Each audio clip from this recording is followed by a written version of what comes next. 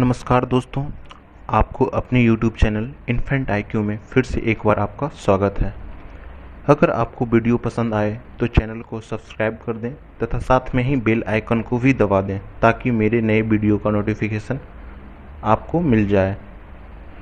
तो दोस्तों, आज का मेरा टॉपिक है UNO यानी यूनाइटेड नेशन ऑर्गेनाइजेशन। तो हम यूनाइटेड नेशन के बारे में जानने से पहले कुछ बातें द लीग ऑफ नेशन के बारे में जान लेते हैं ताकि हम इस पूरे टॉपिक को अच्छे तरीके से समझ सकें। तो द लीग ऑफ नेशन का स्थापना प्रथम विश्व युद्ध के बाद हुआ था, यानी प्रथम विश्व युद्ध 1914 से 1918 तक चला। तो उसके जस्ट बाद 10 जनवरी 1920 को द लीग ऑफ नेशन का स्थापना ट्रीटी ऑफ वर्साइल्स के बाद हुआ था। द लीग ऑफ नेशन का स्थापना यूएस प्रेसिडेंट वुडरो विल्सन के द्वारा किया गया ताकि वर्ल्ड में पीस रहे और किसी भी तरह का डिस्प्यूट दो कंट्री के बीच में हो तो उसे द लीग ऑफ नेशन सुलझा सके।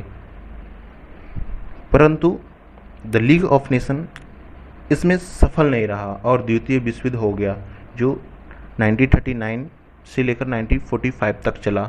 उसके बाद यूनाइटेड नेशन का स्थापना हुआ। तो दोस्तों, अब अपने टॉपिक यूनाइटेड नेशन पे आते हैं। यूनाइटेड चार्टर साइन 26 जून 1945 को हुआ।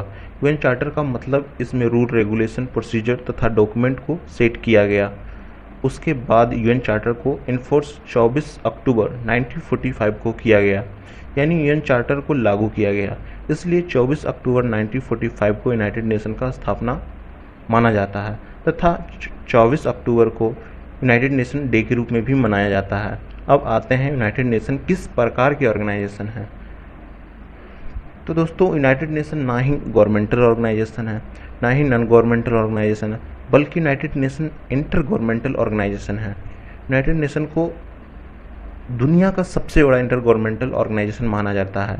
वर्तमान में यूनाइटेड नेशन के 193 सदस्य हैं और इसके अंतिम सदस्य साउथ सूडान बना और इसके दो नॉन ऑब्जर्वर भी स्टेट भी हैं। पहला बिशप ऑफ रोम, दूसरा स्टेट ऑफ फिलिस्टीन। अब आते हैं यूएन का वर्तमान चीफ एडमिनिस्ट्रेटिव ऑफिसर यानी यूएन का सेक्रेटरी जनरल जो एंटोनियो गुटेरेस हैं, जो कि पुर्तगाल से हैं। यूएन का फर्स्ट सेक्रेटरी जनरल गॉल्डविन जे बने थे जो कि इंग्लैंड से थे। आप लोग सोच रहे होंगे कि कहाँ से थे या क्यों बता रहा हूँ।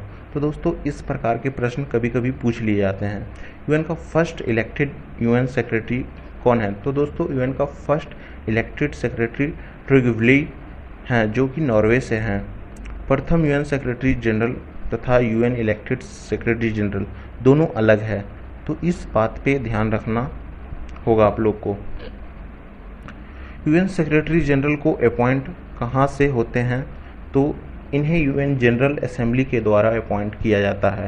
यूएन जनरल असेंबली यूएन का 6 में से एक प्रिंसिपल ऑर्गेनाइजेशन है। अब यूएन के प्रिंसिपल ऑर्गेनाइजेशन जानने से पहले यूएन के ऑफिशियल लैंग्वेज को जानेंगे। दोस्तों, यूएन का 6 ऑफिशियल लैंग्वेज है।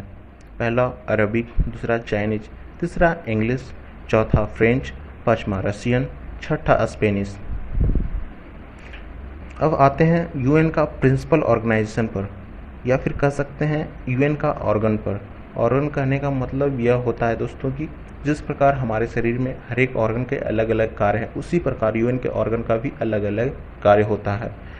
तो पहला है जनरल असेंबली, दूसरा है सिक्योरिटी काउंसिल, तीसरा है इकोनॉमिक एंड सोशल काउंसिल, चौथा है ट्रस्टीज काउंसिल, पाँचवा इंटरनेशनल कोर्ट ऑफ जस्टिस, छठा है जिसका यूएन में एक अहम भूमिका है जिसको यूएन सेक्रेटरीट भी कहते हैं। अब कुछ बातें जनरल असेंबली के बारे में जानते हैं। जनरल असेंबली को इंटरनेशनल संसद भी कहा जाता है क्योंकि जनरल असेंबली में सभी मेंबर के हेड यानी कंट्री का हेड, जैसे भारत का head prime minister general assembly में जाते हैं और किसी भी चीज़ के बारे में डिस्कशन करते हैं। यह मीटिंग साधारणतः सितंबर से जनवरी के बीच में होता है तथा कुछ चीज़ों पर वोटिंग भी होता है और उसके आधार पर डिसीजन भी लिया जाता है। इसमें वोटिंग का नियम 2/3 मेजोरिटी से होता है। प्रत्येक देश के पास एक वोट होता है, चाहे वो देश बड़ा हो या छोटा। किसी भी तरह का सैंक्शन, चाहे वो ट्रेड सैंक्शन हो या मिलिट्री सैंक्शन हो, किसी भी सैंक्शन लगाने के लिए वोट होते हैं, परंतु जनरल असेंबली डायरेक्ट सैंक्शन नहीं लगा सकती। इसके लिए सिक्योरिटी काउंसिल फाइनल डिसीजन लेती है। जनरल असेंबली का हेडक्वार्टर दोस्तों न्यूयॉर्क में है, जो कि यूएसए में है। एक अच्छी बात यह है कि जनरल असेंबली का प्रथम अध्यक्ष विजय लक्ष्मी पंडित थे और जनरल असेंबली का अध्यक्ष 1 वर्ष के लिए होता है। अब आते हैं दोस्तों सिक्योरिटी काउंसिल पे। तो सिक्योरिटी काउंसिल का हेडक्वार्टर न्यूयॉर्क में है। अब बात है सिक्योरिटी काउंसिल का स्ट्रेंथ का। तो सिक्योरिटी काउंसिल में टोटल 15 मेंबर होते हैं, जिसमें 10 नॉन परमानेंट मेंबर होते हैं, जो कि 2 वर्ष के कार्यकाल के लिए होते हैं। उसके बाद दूसरे देश को इसमें शामिल किया जाता है और 5 परमानेंट मेंबर होते हैं, जो कि हैं पहला इंग्लैंड है, दूसरा चाइना है, तीसरा रसिया है, चौथा यूएसए है, 5वां फ्रांस है। जो परमानेंट मेंबर होते हैं उन्हीं के पास वीटो पावर होता है। जिसके पास वीटो पावर होता है वो देश की अपने वीटो पावर को यूज़ करके किसी भी डिसीजन को रोक सकते हैं। अभी तक वीटो पावर सबसे ज़्यादा रसिया ने यूज़ किया है, जो कि 116 बार किया है।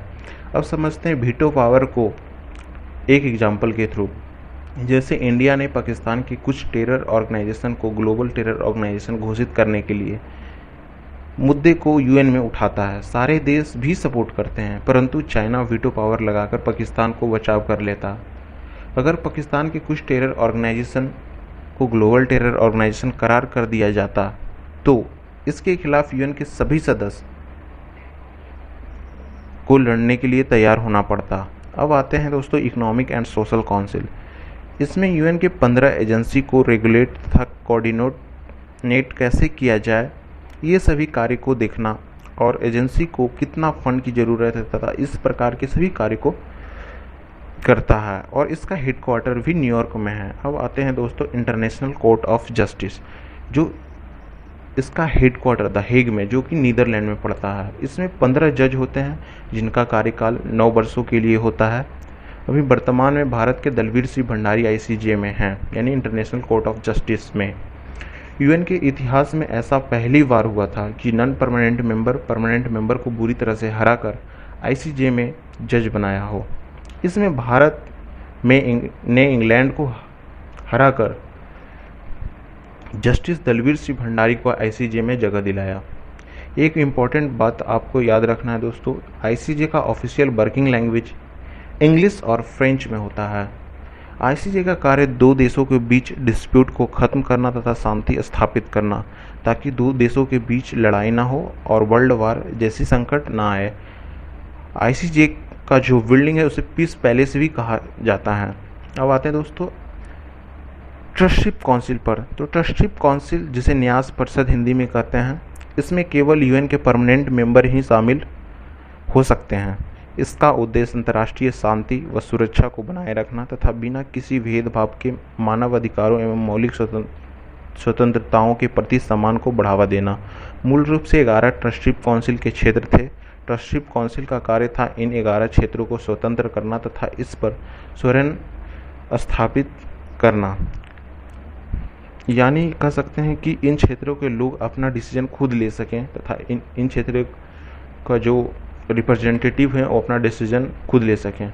1994 तक सभी 11 प्रदेशों को स्वर्ण प्राप्त हो चुकी थी, लेकिन पलाऊ ट्रस्टीशिप काउंसिल का अंतिम क्षेत्र था, जिस पर समझौता करने के बाद 1 नवंबर 1994 को ट्रस्टीशिप काउंसिल को निलंबित किया गया, यानी इसे इनएक्टिव कर दिया गया। ये सवाल अक्सर पूछे जाते हैं कि यूएन का कौन सा ऑर्गन अभी इनएक्टिव है। तो दोस्तों इसका आंसर होगा ट्रस्टीशिप काउंसिल। अब आते हैं यूनियन सेक्रेटरीट पर। तो यूएन सेक्रेटरीट है जो मुख्य अंग है यूनाइटेड नेशन का। इसका ऑफिस न्यूयॉर्क में है और सबसे इम्पोर्टेंट पॉइंट यह है कि यूनाइटेड नेशन का जनरल सेक्रेटरी ही यूएन सेक्रेटरीट का हेड होते हैं। संयुक्त राष्ट्र के बाकी के अंगों के लिए आवश्यक जानकारी एवं सुविधा यूएन सेक्रेटरीट के पास होता है। इनका कार्य है शांति रक्षा को कार्यों को प्रबंध करना, अंतर्राष्ट्रीय सम्मेलन आयोजित करना, सुरक्षा परिषद प्रस्तावों को जांच पड़ताल करना तथा यूएन के सदस्यों से बात करना। अब बात करेंगे यूएन के स्पेशलाइज एजेंसी के बारे में। तो यूएन के टोटल 15 स्पेशलाइज एजेंसी हैं। पहला फूड एंड एग्रीकल्चर ऑर्गेनाइजेशन, जिसका स्थापना 1945 को हुआ था और इसका हेडक्वार्टर रोम में है, जो कि इटली में पड़ता है। इसका दूसरा है एजेंसी दोस्तों इंटरनेशनल सिविल एविएशन ऑर्गेनाइजेशन। इसका इस्टेब्लिशमेंट 1947 को, हेडक्वार्टर मॉन्ट्रियल कनाडा का, मॉन्ट्रियल जो कनाडा में है। और तीसरा है दोस्तों international fund for agriculture development, जिसका स्थापना 1977 को हुआ था। इसका हेडक्वार्टर रोम में है, जो कि इटली में है। इंटरनेशनल लेबर ऑर्गेनाइजेशन, इसका इस्टेब्लिशमेंट हुआ था 1919 को। इसका हेडक्वार्टर जिनेवा में है। और ये खास बात है कि दोस्तों कि ये द लीग ऑफ नेशन का भी पार्ट रह चुका है। International Labour Organisation the League of Nation का पार्ट रह चुका है। इंटरनेशनल मैरीटाइम ऑर्गेनाइजेशन, इसका इस्टेब्लिशमेंट 1948 को हुआ था। इसका हेडक्वार्टर लंदन में है। और इसका छठा एजेंसी है दोस्तों इंटरनेशनल मॉनेटरी फंड IMF, जिसका स्थापना 1945 को हुआ था और इसका हेडक्वार्टर वाशिंगटन में है। इंटरनेशनल टेलीकम्युनिकेशन यूनियन का इस्टेब्लिशमेंट 1865 में हुआ था, जिसका हेडक्वार्टर जिनेवा में है। United Nation Educational Scientific and Cultural Organisation का इस्टेब्लिशमेंट 1946 को हुआ था और इसका हेडक्वार्टर पेरिस यानी फ्रांस में पड़ता है। यूनाइटेड नेशन इंडस्ट्रियल डेवलपमेंट का ऑर्गेनाइजेशन, जिसका हेडक्वार्टर वियना में है और इसका इस्टेब्लिशमेंट 1966 को हुआ था। 10वां हमारा दोस्तों यूनिवर्सल पोस्टल यूनियन, जिसका इस्टेब्लिशमेंट 1874 में हुआ था और इसका हेडक्वार्टर बर्न यानी स्विट्जरलैंड में है। 11वां है दोस्तों वर्ल्ड बैंक ग्रुप, जिसकी स्थापना 1944 को हुआ था और इसका हेडक्वार्टर वाशिंगटन में है। 12वां है दोस्तों वर्ल्ड हेल्थ ऑर्गेनाइजेशन, जिसकी स्थापना 1948 में हुआ था और इसका हेडक्वार्टर जिनेवा में है। वर्ल्ड इंटेलेक्चुअल प्रॉपर्टी, जिसका स्थापना 1967 को हुआ था और इसका हेडक्वार्टर जिनेवा में है। वर्ल्ड मेट्रोलॉजिकल ऑर्गेनाइजेशन, जिसका स्थापना 1873 को हुआ था और इसका हेडक्वार्टर जिनेवा में है। 15 है लास्ट है दोस्तों वर्ल्ड टूरिज्म ऑर्गेनाइजेशन, जिसका स्थापना 1974 को हुआ था और इसका हेडक्वार्टर मैड्रिड यानी स्पेन में है। अब बात करते हैं यूएन के गोल्स पे। तो यूएन के 17 ग्लोबल गोल्स हैं और 169 टारगेट हैं, जो कि 2015 में बनाया गया था और इसे 2030 तक पूरा करने का टारगेट रखा गया था। टारगेट क्या क्या है यह जानना जरूरी नहीं, पर गोल हम जान लेंगे और कभी कभार एग्ज़ाम में गोल भी पूछ लिए जाते हैं। तो पहला गोल है नो पॉवर्टी, दूसरा गोल है जीरो हंगर, तीसरा गोल है गुड हेल्थ एंड वेलबींग, चौथा गोल है क्वालिटी ऑफ एजुकेशन, पांचवा गोल है जेंडर इक्वालिटी, छठा गोल है क्लीन वाटर एंड सैनिटेशन, सातवां गोल है अफोर्डेबल एंड क्लीन एनर्जी, आठवां गोल है decent work and economic growth, नौवां गोल है इंडस्ट्री इनोवेशन एंड इंफ्रास्ट्रक्चर, 10वां गोल है रिड्यूस्ड इनइक्वालिटीज़। गोल नंबर 11 है दोस्तों sustainable cities and communities. Goal number 12 है responsible consumption and production. Goal number 13 है क्लाइमेट एक्शन। गोल नंबर 14 है life below water. Goal number 15 है life on land. Goal number 16 है peace justice and strong institution. और goal number 17 है हमारा दोस्तों partnership for the goals. तो दोस्तों ये हमारा यूनाइटेड नेशन का एक थोड़ी सी विस्तार में बताया हूँ और इसका एक ऑब्जेक्टिव टाइप का एक वीडियो डालूँगा, जिसमें आपको पूरी तरह से क्लियर हो जाएगा और सारे क्वेश्चन आप खुद ब खुद सॉल्व कर पाएंगे। तो धन्यवाद दोस्तों, फिर मिलेंगे।